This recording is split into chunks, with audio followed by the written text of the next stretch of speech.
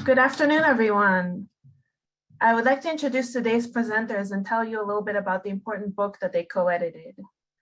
Isabel Nunez is Professor of Educational Studies and Director of the School of Education at Purdue University, Fort Wayne. Jason Gula is Professor of Bilingual Bicultural Education and Director of the Institute for Daisaku Ikeda Studies in Education at DePaul University in Chicago. Doctors Nunez and Gula are the co-editors of Hope and Joy in Education, Engaging Daisaku Ikeda Across Curriculum and Context. This book was published by Teachers College Press in association with the Ikeda Center for Peace, Learning, and Dialogue in April of 2021. We are excited to hear more from them about the creation of the book and what they learned about hope and joy in education in the process. We will also be joined by the Events and Publications Coordinator at the Ikeda Center, Henri Tanabe, who will be moderating, as well as the Executive Director, Kevin Marr, who will be sharing closing remarks. To begin, I will turn it over to Henri. Thank you so much, Mayan, and hello, everyone. As Mayan said, my name is Henri. I'm from the Ikeda Center for Peace, Learning, and Dialogue, which was founded by Buddhist leader, educator, and peace builder Daisaku Ikeda in 1993. We are located in Cambridge, Massachusetts, right next door to Harvard. And we are so excited to be here today with Drs. Nunez and Gula, and together with all of you. Thank you for taking time out of your busy schedules to spend the hour with us. So just to give a quick overview of what to expect, we will first hear presentations from the co-editors, and this will be followed by some time for questions from the audience before wrapping up with some concluding remarks. So the chat will be closed during this time, but if you have any questions for our panelists, please feel free to use the Q&A function that's located at the bottom of your screen at any point, and we will do our best to address as many questions as we can during the Q&A. So with that, let's get started, and I'll hand it over to our presenters, Dr. Gula and Dr. Nunez. Thank you so much. Hi, everyone. Thank you, Henri. And I really want to say thank you to the Harvard Graduate School of Education, the Gutman Library, especially Mayan, for all of her work and effort behind the scenes, bringing this event to fruition and for inviting us. I also want to thank Henri and everyone at the Ikeda Center for their support in establishing this event today and with all of the help with the book that we're going to talk to you about today. And then most important is thank you to all of you for taking time from your schedule to join us and learn about this book. We're really excited about it, and we can feel a real reception of the themes in the book and the ideas of Daisaku Ikeda. So those of you who are in the Harvard community, which really is a global community, may know of Daisaku Ikeda from his two addresses at Harvard University. His first was in 1991 on the age of soft power. And so we're celebrating the anniversary, the 30th anniversary of that speech this year. The second was in 1993, Mahayana Buddhism and 21st Century Civilization. And it was on the occasion of that address at Harvard that he established, at the time, was the Boston Research Center for the 21st Century, and then was renamed the Ikeda Center for Peace, Learning, and Dialogue. And it has been steadily bringing scholars together across disciplines to confront the most pressing challenges facing humanity in many ways based on the ideas of Daisaku Ikeda, its founder. And so if you haven't seen those addresses or read those addresses, they're available. I would encourage you to read them and sort of find out about Daisaku Ikeda and how he was speaking to Harvard at that time. And many of those themes are still very relevant today, almost as if he gave the address yesterday. But just in a kind of summary way, I want to speak a little bit about who Daisaku Ikeda is and what is the extent of his work. As Henri said, of course, he is a Buddhist philosopher, a Buddhist leader to millions in nearly 200 countries around the world. But his efforts also extend into areas of peace building, global peace building, human rights, citizen diplomacy, climate justice, nuclear abolition, poetry, literature, music, and art, and our main area, education. He's the founder of, to date, 16, a network of 16 schools across Asia and the Americas. And these are kindergartens all the way up to 2 comprehensive universities and a women's college. The universities are in the United States on the West Coast in California and in Tokyo, Japan. And this book really engages with sort of all of those areas within the context of education, understanding that all of the issues that Daisaku Ikeda engages with are fundamentally matters of human education. And so if I could sort of distill Daisaku Ikeda's core worldview or philosophy into a simple sort of idea, I would say his fundamental life philosophy is Buddhist humanism, specifically the Lotus Sutra-centric teachings of the 13th century reformer Nichiren. And his approach to education stems from this core philosophy and is a secular manifestation of it.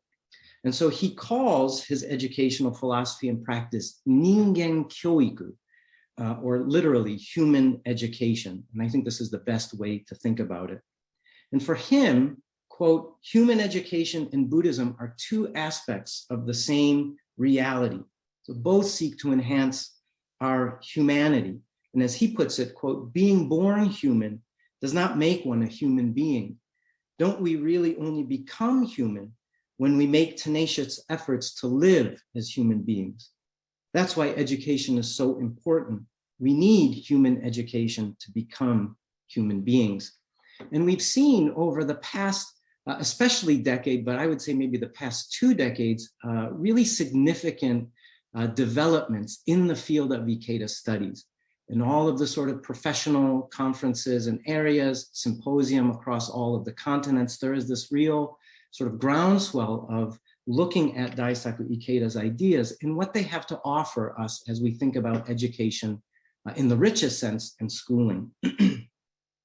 The idea of becoming human, which has pervaded the Ikeda corpus since his very first publication in 1949, and I should say he is alive, he is 93 and still quite active. This idea of becoming fully human cannot be overemphasized, for it defines his approach to education in the truest sense or the fullest sense. And his term, ningen kyoiku, has been variously translated over the years as human education, humane education, and humanistic education. And while it overlaps with all of these, I think human education is really the most important way to think about it. Ultimately, what he is focused on is how do we be, that's not grammatically correct, but how do we be and become truly human, fully human in the space of the other? And I kind of get the sense reading them that he is almost pushing us to reimagine what is possible in the species. Are we really living as fully and as beautifully a life as we possibly can? And he calls this unending kind of process of striving to realize that kind of humanity, human revolution. More specifically, human revolution is a volitional and continual transformation within the deep interiority of one's life itself. It moves us from what Daisaku Ikeda calls the lesser self or the egocentric sort of self to the infinite or enduring greater self that is one with the universe and attuned to the ways that our thoughts and actions interweave with the larger web of causality across time and space. And some of you may know this very well referenced passage from Daisaku Ikeda. He says, a great human revolution in just a single individual will help achieve a change in the destiny of a nation, and further, will enable a change in the destiny of all humankind. And so to enact such transformative human education, he advocates for what I would say are kind of 4 key interlocking commitments and ideals: dialogue, global citizenship, or kind of world citizenship, if you will, value creation, and creative coexistence. And so I'm going to talk about each of these just in turn to give you kind of an idea of what the 23 scholars who contribute to this book are engaging with as they try to bring out hope and joy in education. And for Daisaku Ikeda, hope and joy permeate all of his work. And the purpose of life is really to experience joy in the richest sense and hope in this determined, engaged kind of way, not this sort of Pollyanna hope, just sort of wishful thinking, but a real kind of determined sense of hope. So for Ikeda, dialogue, I would say, is really the essential starting point for truly human becoming, the master key, if you will, of human revolution. And he says, we are not born human in any but a biological sense. We can only learn to know ourselves and others, and thus be trained in the ways of being human. And we do this by immersion in the ocean of language and dialogue.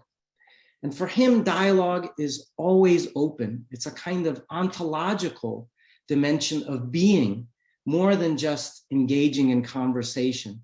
The way to truly understand the self and become truly human is through dialogic engagement, of course, with others in the deepest kind of most profound way, but also dialogue with nature, dialogue with art, great works of literature, and dialogue with sort of all things in our environment. And we can almost say for him, dialogue is the greatest kind of activism there is, both activism in society and activism for your life. And it begins, though, with inner dialogue, and through which we carefully and honestly examine our own attitudes and beliefs.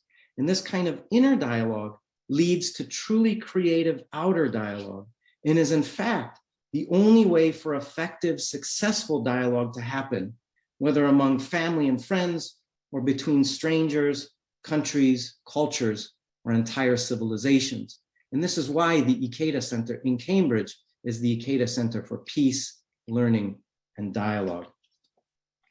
And he says, vibrant sessions of dialogue, and he's talking about this relative to his dialogue with the jazz great Herbie Hancock. He says, whether of jazz or dialogue, these develop as participants give voice to the calls that issue freely from their lives, mutually respecting each other and bringing forth the best that each possesses. Participants can give new life even to each other's seeming mistakes or failures. As a result, all involved are dynamically elevated, and previously unrealized heights of creativity are reached. And so this sort of profoundly internalized sense of other that is manifest through dialogue is one.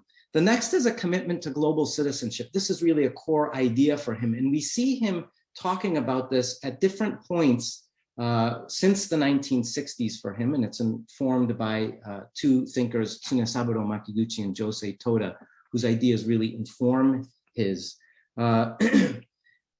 We see him first talking about it in an experience witnessing racial injustice against the young African-American boy in 1960 Chicago.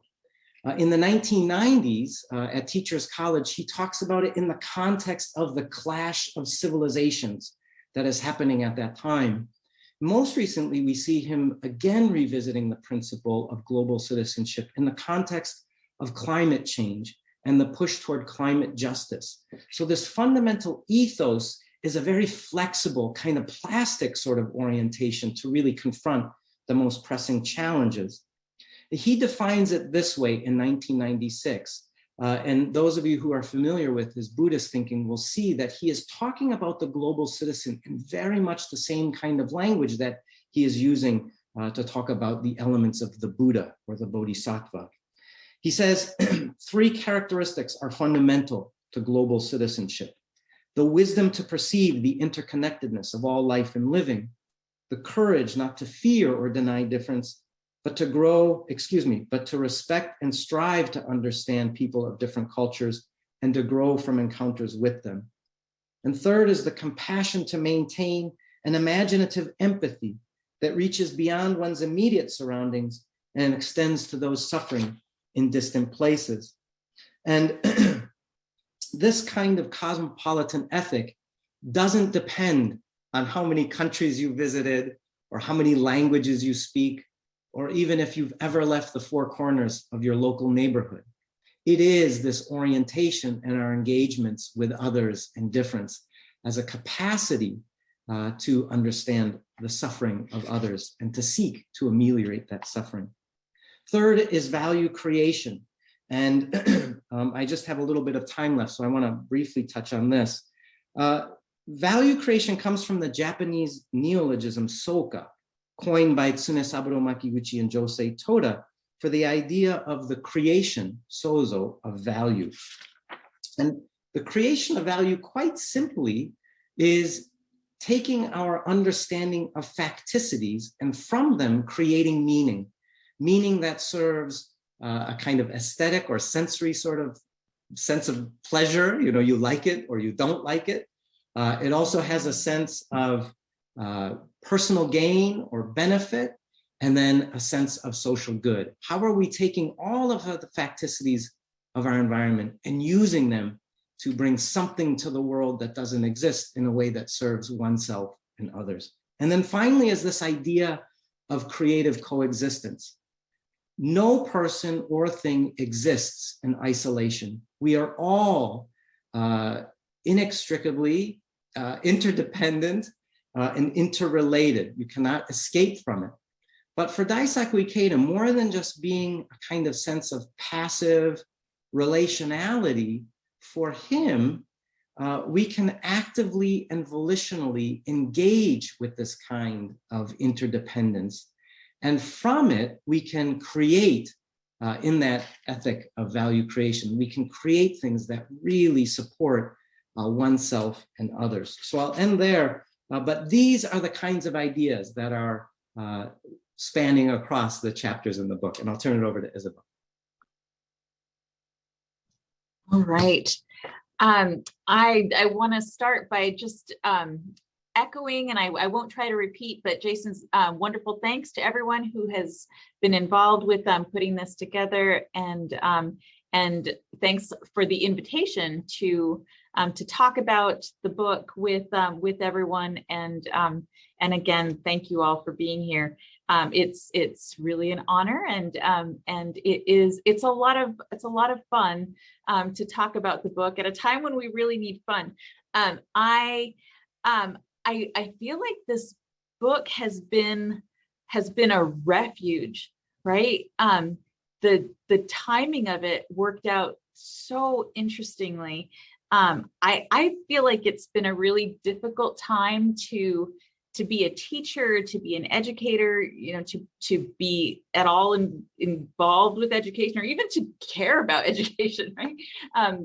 Since like No Child Left Behind, it's been rough. Like every time I turn around, I feel like there's some other horrible policy. There's some other way that teachers' lives are being made more difficult, and their work is being further constrained and restricted.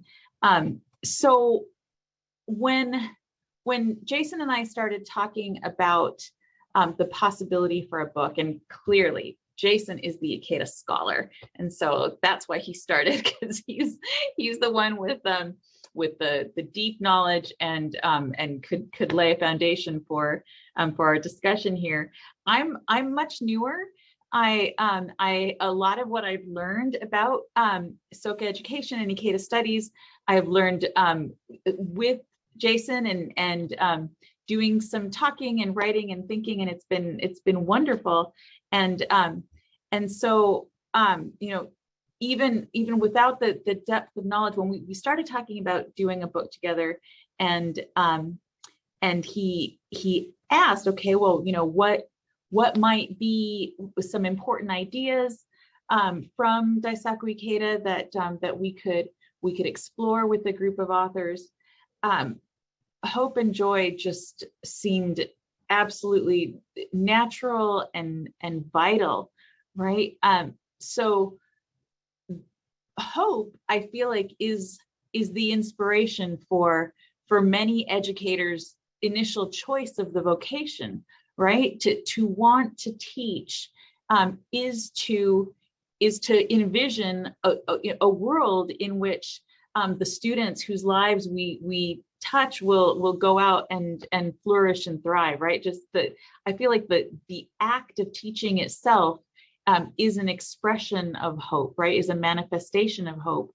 But when the work of teaching had become so much more difficult, there's a real need to reconnect with that hope, right? Like I think pretty much all teachers have had it, because again, that's the inspiration for the vocation.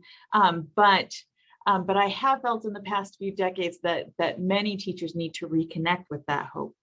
And again, with joy, right? Despite it all, right? And teaching always has its challenges, right? Even in the best case scenario, the best political atmosphere, the most supportive administration, both governmental and in the individual school setting, no matter what, teaching is challenging. But despite the intensity of challenges, there is deep joy and fulfillment to be found in engaging with students. I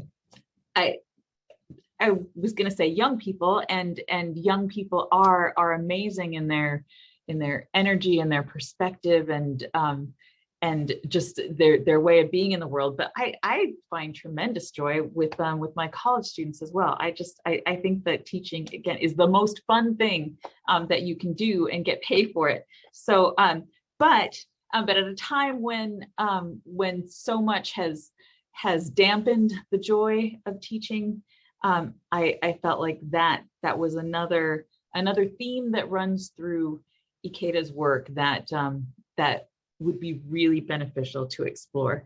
And so I had pretty recently read the dialogues that Daisaku Ikeda had with a few other people on the Lotus Sutra, the Wisdom of the Lotus Sutra. It's the series of books, and in making my own notes on these volumes, those are the ideas that kept coming up, that kept being, what I highlighted, what stood out to me in those books.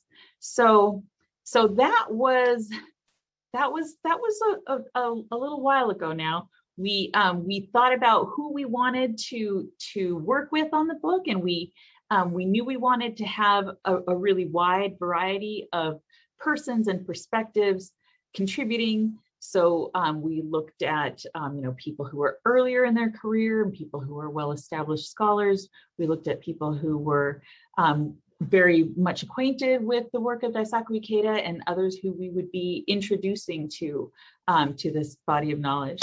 We looked for diversity in terms of race and ethnicity and language background and sexuality, and we wanted to have lots and lots of different voices and different views, and we did. And so we made a giant list, and we invited everyone, thinking, okay, well, we'll probably get some percentage. Almost everyone said yes. It was really, really lovely, and it resulted in some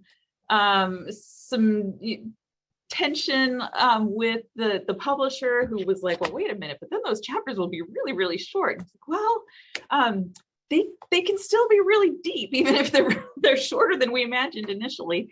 And we did end up convincing them that this variety of voices would all bring value to the book. And then we waited as the chapters came in and read them, and it was beautiful to see what came in. So again, we went for diversity, and we got so much cohesion, right? And obviously people are writing from different places, different disciplines and different kinds of institutions and all the different backgrounds that I talked about. But thinking about hope and joy, and we shared some particular texts for authors to read and reflect on, came back with this very deep and very closely related ideas. It was fun and not at all difficult to put the book together and order it into a narrative. So all of this was great. All of this was energizing and healing. And most of the chapters had been written. We were still, doing editing and working with authors.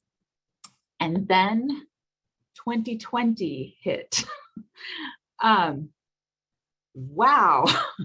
That for me, that it was really rough to be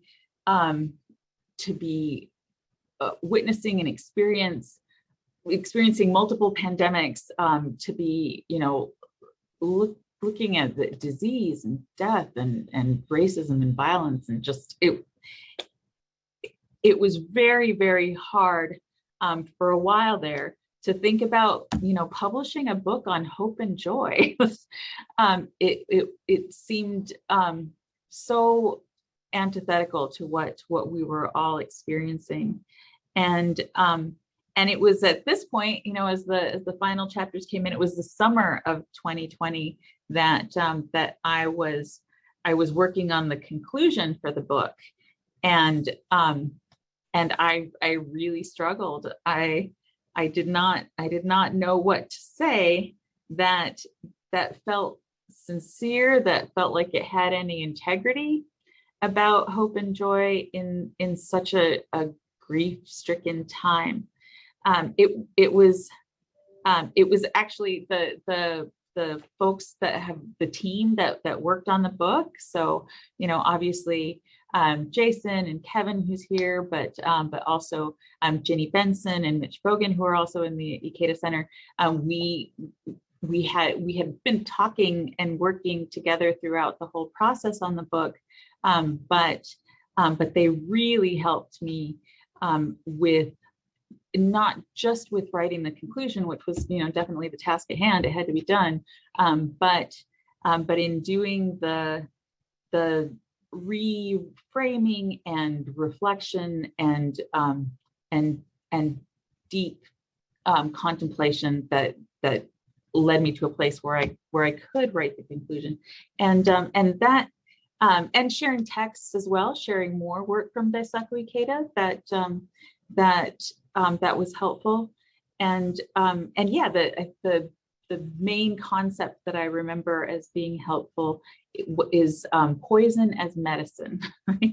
And so the idea is that that any medicine taken in the wrong context for the wrong reasons in the wrong quantities can be poisonous, but in the same way, things that are initially very painful, very difficult, even very destructive, can be reworked, reconsidered, can be useful for growth and offer some benefit. So that's what the conclusion works through. With some of what happened in 2020, but for me, I feel like it was working on the book helped me turn at least some of the poison of our multiple pandemics into medicine. So yeah, it really has been a healing process and a recentering process, and I'm so grateful to have had the opportunity to work on it. And I really hope that it can be beneficial for others. There are a lot, I feel like authors not only told similar kinds of stories within their chapters and in their various contexts, but also reached out to us to thank us, personally and individually for the experience of writing in the same way. So thank you for giving me the opportunity to talk about it, and I would love to hear questions.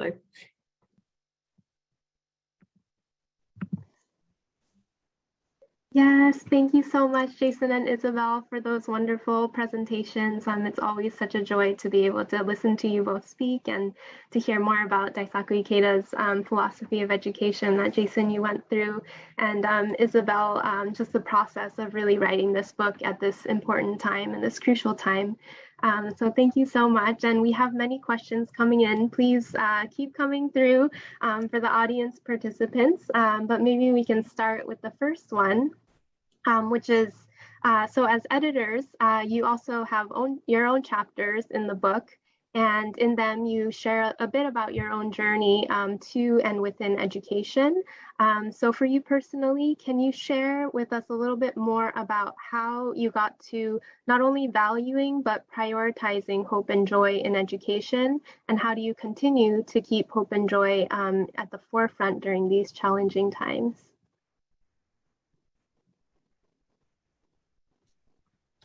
So I used to be a first grade teacher, and so I feel like I learned the importance of joy in education as I tried to teach six-year-olds who were not having any fun. When they were not having fun, they were not paying a whole lot of attention to me, and so that became kind of my first goal, right? My first goal is to have some happiness, right? Have some joy in the classroom, followed then by a sense of efficacy, and then finally a sense of mastery. But I really think that set the stage, and so from there, that has always been my goal, and my first goal is fun for me. So I enjoy teaching. I write assignments that I really want to grade because they'll be fun for me to grade. I encourage the faculty in the School of Education, which I lead, to design classes that they will enjoy teaching, because I feel like they need to model for future teachers joy in vocation. If they're joyful, then they show how these future teachers can be joyful, and those the young people that they work with will also be joyful in their work and in their lives. Much like Isabel, I mean, Isabel and I have actually a lot in common. I was also a teacher. I taught high school for many years. It's the greatest joy. It's just so much fun. And it's also like really tough. And, sometimes you think, oh, this is not fun, but fundamentally it's fun. And it's a long story, but when I was working on my dissertation, 9/11 happened, and I had been offered jobs in the World Trade Center. And I was almost done with my dissertation on mnemonics as a learning aid for Japanese. And I thought, when that happened, sort of thinking this doesn't really sort of matter in the grand scheme. What matters is how are we using education to really develop the human being toward peace, toward a sense of becoming, these kind of larger questions. And I had been familiar with Daisaku Ikeda's work and Makiguchi's work, but revisited it in that moment.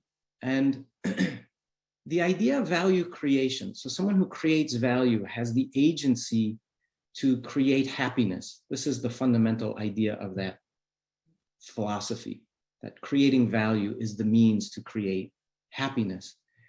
And happiness is not, Pollyanna happiness. It is almost a kind of existential happiness.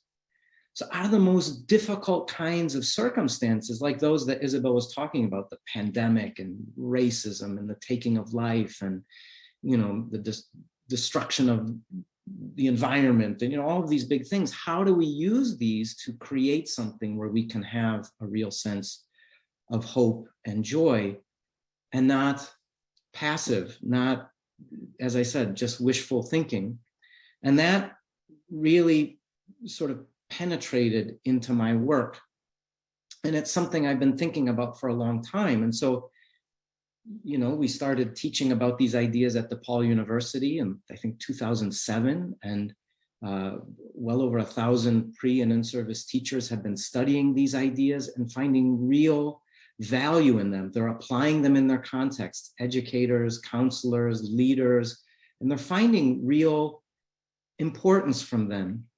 So Daisaku Ikeda's ideas are, you know, I always say it's uniquely Eastern, but quintessentially universal. So I think he gives a unique way of looking at the world, a unique way of engaging with the world, but also it's something quite familiar. It feels, yeah, this is natural. You know, in no way do you have to be Buddhist, or is he saying only if you're Buddhist can you do these ideas? They're universal in that sense. It's just a Buddhist way of looking at the world and humanity. And this idea of joy and hope and happiness permeates everything for him. My own chapter was about just how inadequate I felt when a student passed away, and I didn't know how to deal with that. And yet Daisaku Ikeda writes about, and in fact, the second Harvard lecture is about life and death, and that both hope and joy exist in both life and in death. And I won't go into all the details. I hope you'll read the book, but that kind of idea gives a real, it opens possibility for how to engage with that kind of suffering that we all share.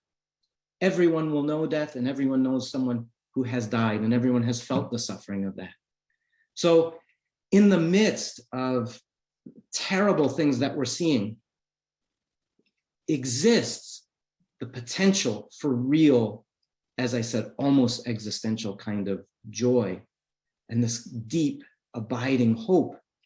And as Isabel said, even in that poison, how can you muster the capacity to turn that poison into medicine? This is what this kind of book offers. Oh, thank you so much both for sharing, so joyfully about your passion for education, and yet really facing the challenges and knowing, you know, that it is a difficult profession, but also brings so much out of it. So that kind of relates to our next question. It's about dialogue with others. So for both presenters, this person asks, how has your focus on dialogue affected you personally and professionally?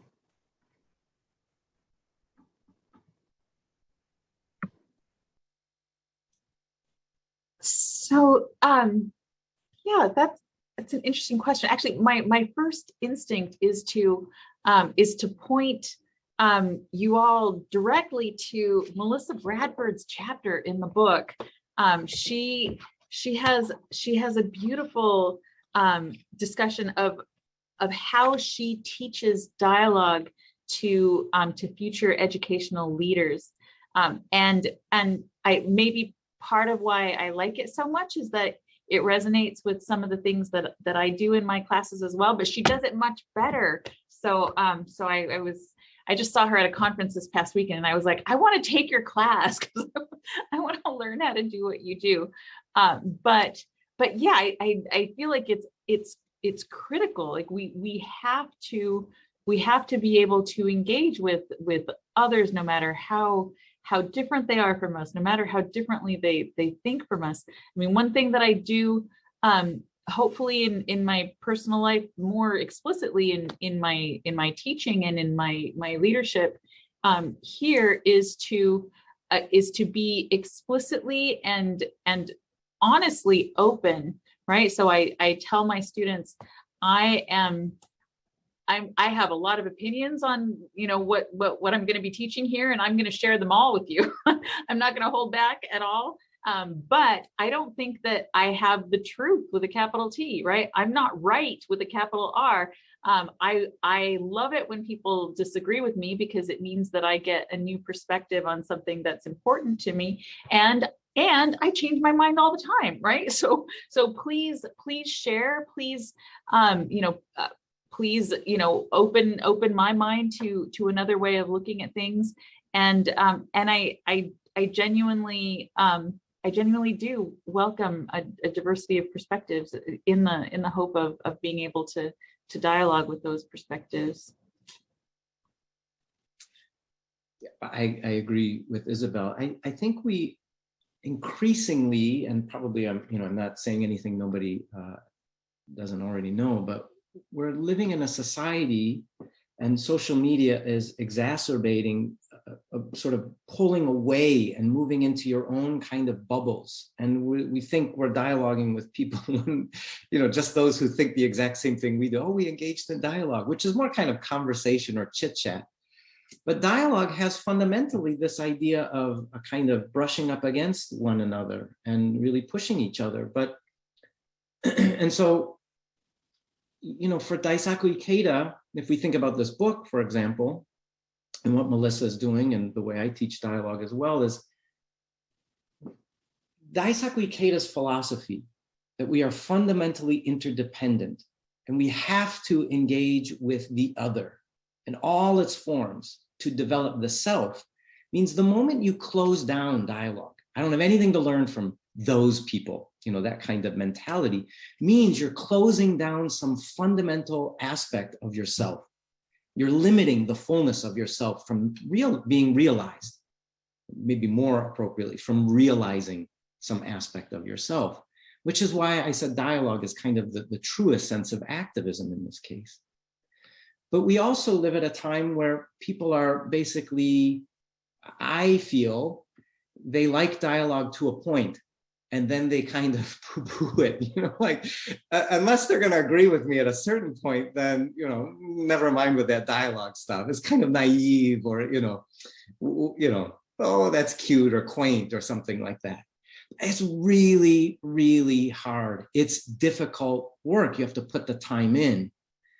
So value creating dialogue that where both are sort of elevated, as he says. You really have to dig deeply into understanding, how does this benefit you? How does this benefit me? And in that mutual benefit, are we really benefiting others? Is it aesthetically, sensorily pleasing? Do we like it? But ultimately, that is the surest way to create this kind of becoming. And we can even think in the largest sort of sense, peace, justice, rights. It has to come through dialogue. And in teaching, schooling, if we think sort of pre-K through adult schooling, we have to foster this in people. We can't just say, yeah, dialogue, but then let's look at all these other ways. So I think in everything we do, dialogue has to be central. Certainly for Daisaku Ikeda, that's the case. Thank you so much. Yes, absolutely. Engaging in dialogue is difficult, but I think that's where there's so much potential for learning and growth. And I love that Isabel said she enjoys disagreement because it's hard to really come to that kind of perspective, to be really able to enjoy the difficulty, but then to see the potential of what could come out of it. So our next one is also a very important question that I'm sure many people are wondering about. So this one says, what specifically can we more seasoned educators do to address burnout? I know right now with the pandemic and everything, we just have so much on our plate. So yes, any advice or response to that? Self-care is absolutely critical, right? I mean, no one can be a whole, healthy person for others if you aren't taking care of yourself. Don't be afraid to prioritize yourself. There will always be more to do for the students, right? That's part of what makes teaching so amazingly great. It also part of what makes teaching so burnout such a danger. There will always be more, and so wherever you need to stop is where you need to stop, because I mean the the students are going to be fine, right? I tell faculty here, you know, if I feel like someone is getting too stressed out, I tell them cancel an assignment. Just cancel it because the students are going to be fine, and they're not going to cry. In fact, they're probably going to be pretty happy if you just cancel an assignment. I actually had someone, a faculty member that I asked to do something, and who told me no, and in the moment it was like, okay, this is something I'm going to have to do myself. Great, you know, but it took a day, but I realized, no, wait a minute, that I'm so grateful that she did that. So I came back and thanked her the next day for saying no when she had to say no, right? Everyone should do that. Everyone needs to do that. I should probably tell, well, I don't know if I want to tell everyone at the same time to do that, but yeah, take care of yourself. I mean, I definitely take care of myself first. It's a great question. And having been a teacher, especially sort of at the pre-K through 12 level, I understand the period after period after period after period and sort of being run almost ragged, you know, day in and day out. And burnout is very real. And we're not in any way suggesting that if you read this book, all of your problems will immediately disappear. But I do think if you read this book and read the way the different contributors are engaging with Daisaku Ikeda, we can see a consistent theme that Ikeda himself has written about quite a lot. That if you have this orientation that he calls this disposition, the qualities of a global citizen, if you can really muster this kind of wisdom to perceive the interconnectedness of all things, the courage not to fear or deny difference, and the compassion to maintain an imaginative empathy. If that's your kind of lodestar, and based on that, you always seek to create value, understanding that that act in and of itself is the means to genuine happiness. And if you can foster that capacity in your learners, you know, the capacity to create value is also in their agency, the means to happiness. Every single thing in your environment becomes a vista. Everything is pregnant with possibility. So even the most frustrating student, the most frustrating Pearson thing, you know, whatever it is, whatever the devil in that moment happens to be in the day in and day out of teaching, becomes an opportunity for growth. It becomes an opportunity for creativity. It really is, or can be used as, something to pull out, something you haven't done yet in your life, a new way of engaging with students. If it's centered on their humanity, your own humanity, then I think burnout begins to dissipate. It becomes something you almost take on. You kind of have like armor to take on challenges that your colleagues are sort of defeated by. We all have colleagues who, no matter what is going on, are like facing them head on.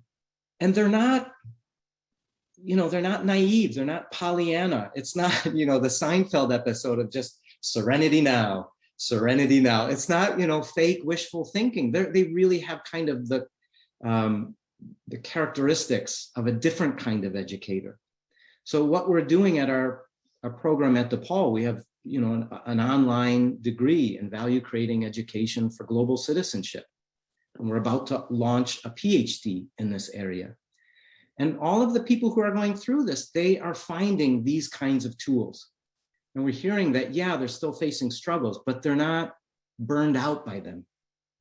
And they're able to infuse their classrooms and the community with a new kind of way of being, which students are recognizing, and even the students' families are recognizing. So, but many of the educators are saying this in the book. So. Thank you so much for those warm words. And I know we're running out of time. So I wanted to give, acknowledge that we didn't get through all of the questions, of course. So thank you to the audience for, you know, really sharing your questions. And we hope that you'll have time to read the book as well. But if you, Jason and Isabel, have any final thoughts you'd like to share, I just wanted to open it up for that just with the last few minutes we have. I'll share one thing that that I somehow didn't come up in the either answers to the questions, and I didn't talk about it in the introductory thing. But another one of the most powerful ideas that I did write about in my chapter, and that has really helped me maintain hope and joy even in difficult times, is the idea of 3,000 realms in every moment of life. And I heard Jason actually talk about this at a speech, the DeGarmo lecture to the Society of Professors of Education. I don't remember what year it was now, but it was a while ago. But that is the idea that that there are 3,000 realms in every moment of life, and some of them are difficult and painful, and some of them are hopeful and joyful, and some of them are basically actually 3,000 physical and material realms. And we can experience life in just an endless multitude of ways, depending on what we choose to focus on, what we choose to emphasize. And so it can always be hope and joy. Like hope and joy can always be one of our choices, no matter what particular moment of life we're in. So that's my effort anyway, is to keep those in all moments. Thank you for that shout out, Isabel. I'm so happy that this concept of 3,000 realms in a single moment, I know Isabel and I have talked about that a number of times, and whenever we talk about the book, she always kindly introduces it again. So thank you. I want to return the favor. Isabel's chapter takes Daisaku Ikeda's dialogue series, this 6-volume Wisdom of the Lotus Sutra, and she manages to pull out of it this sort of essence and what it can do for teachers in thinking about the importance of the development of the in-self, the sort of inside, the interior, the deep interiority, the spiritual dimension, which is not to say the religious dimension, and how that ultimately impacts the external, the environment. And so the teacher goes into the classroom, if you're not doing what she said earlier, this self-care, this inside job, then the outside job is going to be really, really difficult. It is going to be a grind, and you're going to get frustrated. And maybe we're not doing enough of that in preparing our teachers. It's like 2/3 are dropping out of the profession within the first 5 years, something like that. So we need to prepare our educators to face these kind of struggles. And I think the way Isabel writes about it, and certainly what many of the contributors are writing, and of course Daisaku Ikeda's philosophy, I think give us avenues to do that, ways to think, new ways to think about doing that. And it's not a kind of momentary sort of, I feel good about myself today, and so I can do it today. But there are these long-term kind of approaches that can revolutionize how we think about schooling and teaching. So I would encourage people to get the book. I hope they'll read the book. People that have been reading it have been responding that has been a kind of guide or pathway for them to rethink their profession. So thank you. Thank you so much, Jason and Isabel. I know our time together was short, but that was so incredibly valuable and very joyful. So thank you again for being here, and thank you to everybody who was here. And before I turn it over to concluding remarks, I did want to share with everyone that for participants of today's event, Teachers College Press is offering 15% off and free shipping on Hope and Joy in Education.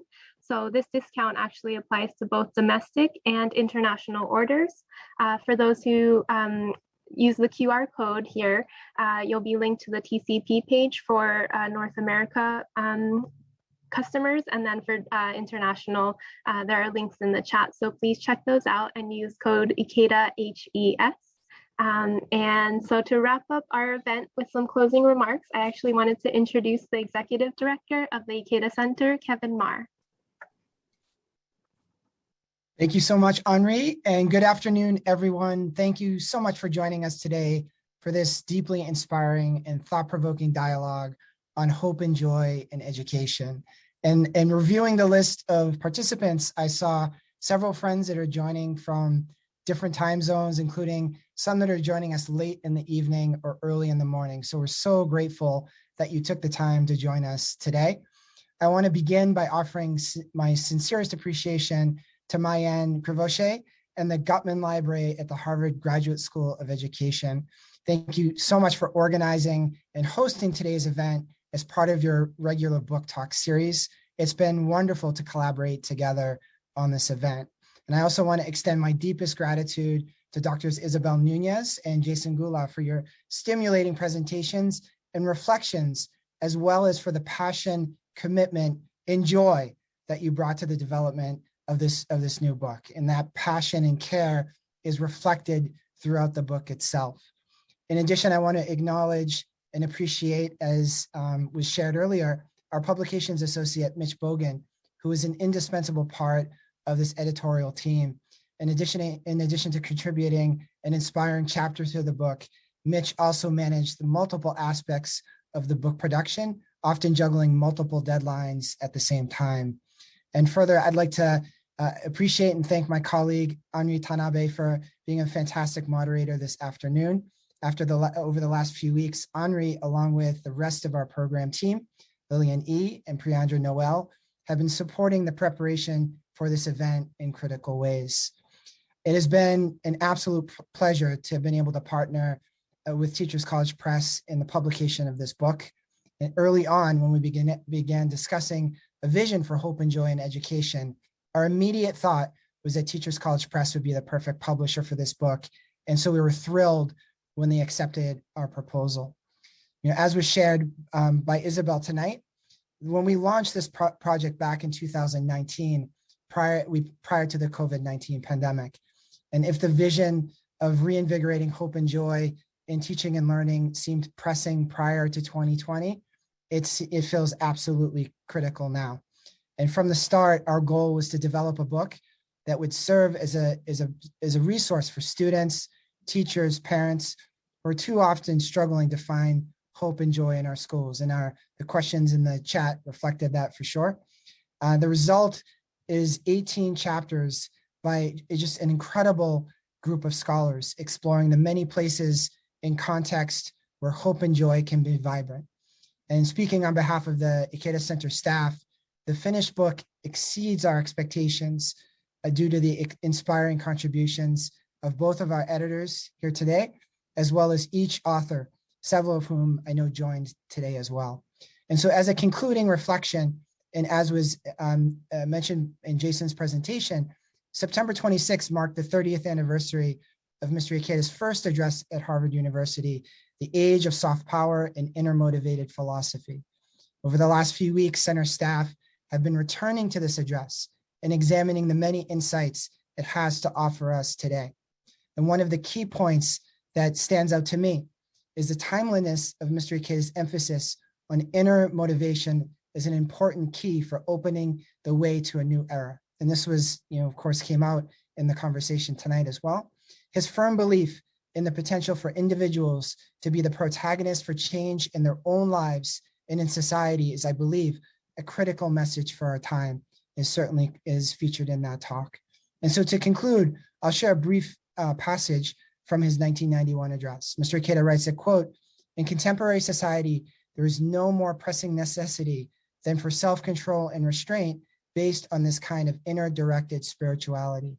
Such would not only encourage a deepened respect for the dignity of life, but in a world where human relations are growing increasingly tenuous, would also contribute to a restoration and rejuvenation of endangered qualities such as friendship, trust, and love, qualities essential to rewarding and meaningful bonds between people.